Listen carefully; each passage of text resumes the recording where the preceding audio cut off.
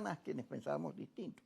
Pero a la larga tú te das cuenta que esos solo no conducen a nada. Lo que hemos hecho, construido un país, no solo partido, sino que se odia, que es difícil tener un proyecto de nación, de unidad nacional, de progreso, porque esta confrontación produce estas situaciones como esta, la de la invasión. La gente que con tal de sacar a Maduro es capaz de pedir que vengan a matarnos, porque cuando vienen no vienen a sembrar flores y a fumar drogas y bueno, digo, no, vienen en una actitud bélica. Y esa intervención americana en Libia, en Irak, no fueron soluciones, ni en Afganistán. No son la solución, pero aquí hay un poco de gente que odia tanto, de los dos lados, ¿no? Que odia tanto que lo que quiere es exterminarse, en vez de reconocerse. Chicos, lo que pasa es que también son procesos, a veces cuando uno lo escucha dice, ay, ya vienen otra vez con esas interpretaciones. Hay elementos históricos aquí, es decir, y eso no está pasando nada más en Venezuela, lo podemos ver en otros países muy cercanos, en Colombia, en Perú, en Ecuador. Hemos visto en los procesos electorales lo que está ocurriendo, y decir, bueno, también lo podemos ver en Bolivia, en donde electoralmente se avisoran cambios, pero eso no significa que va a haber periodos de paz y periodos de progreso, porque hay muchos problemas que siguen sin resolver. Y el tema de los radicalismos políticos también tienen un sustento social, también tienen un sustento económico, porque no es mentira que hay pobreza, no es mentira que hay desigualdad, no es mentira que hay para la lista de problemas socioeconómicos, socioculturales que tenemos en nuestros países y que no es una realidad solo de los países de América Latina y el Caribe, sino que los hay en otras partes del mundo. El tema es cómo se afronta eso.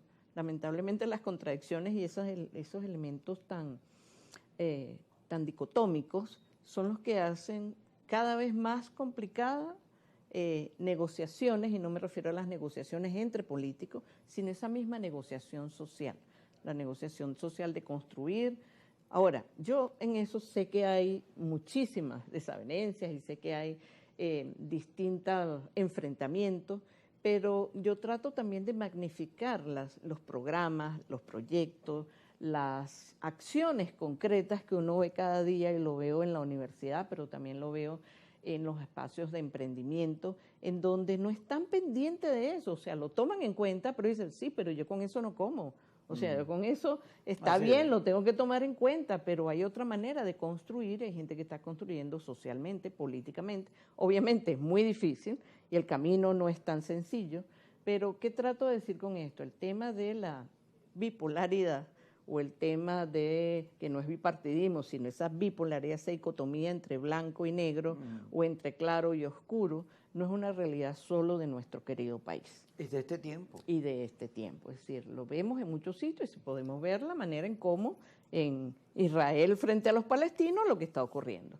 Eso es una visión política, a pesar de las protestas que hay en territorio israelí, desde los propios israelíes, frente al tema de lo que está ocurriendo en Gaza. No porque defiendan a Hamás, pero sí porque defienden ciertos valores, claro, que eso termina revirtiéndose. ¿Por qué voy lejos y vengo? Porque a veces se piensa que eso nada más ocurre aquí en Venezuela, que el tema de las dicotomías, o que el tema de la pobreza, o que el tema de las alianzas entre ciertos sectores políticos, cierta cultura política que está tan enclaustrada en sus propios problemas, que lo que piensa que la salida es el que viene de afuera. Y esto quizás podríamos también buscar algunos elementos históricos en casos como los de Nicaragua en tiempos remotos, o en el caso cubano, tiempos remotos, y es lo que hace que a veces los mecanismos de poder que se instalan, entonces se instalan bajo esta premisa.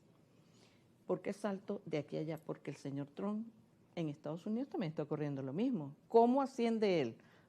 Asciende él también a partir de casi un rastrillo que le pasó al Partido Republicano de conveniencia, y entonces ahora él está instalando un discurso, instalando unos patrones que no solamente es discurso, sino que desde el punto de vista legal lo está ejecutando.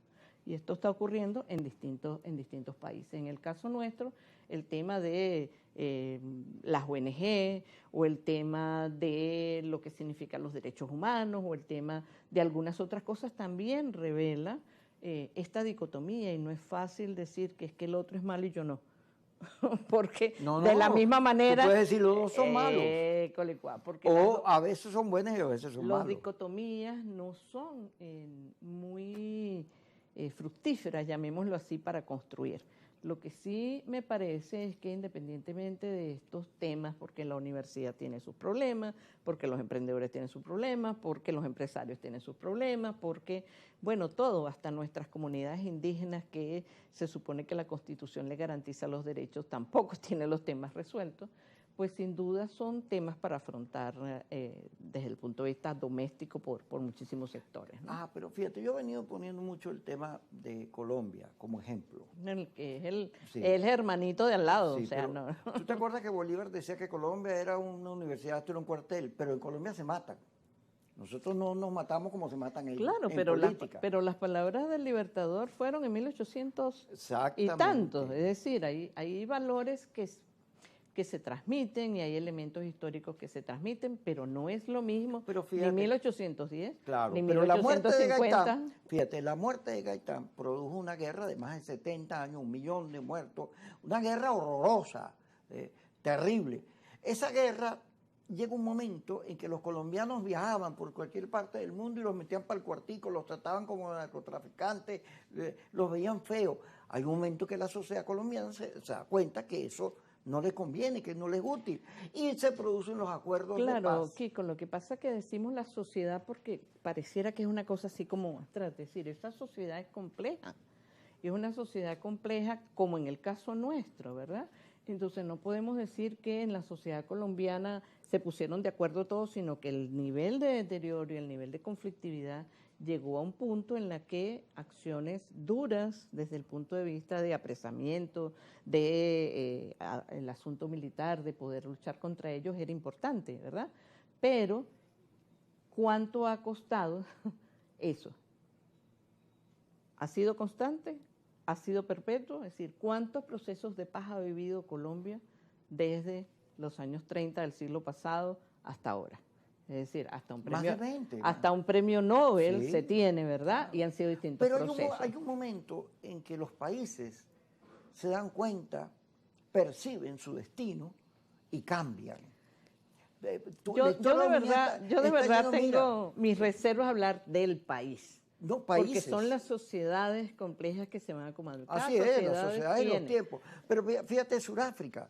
En Sudáfrica, quien se da cuenta que tiene que venir un cambio y lo mueve es la clase dominante, los blancos, quienes sacan a Mandela de la cárcel. Pero no de manera gratuita, ni de manera voluntaria.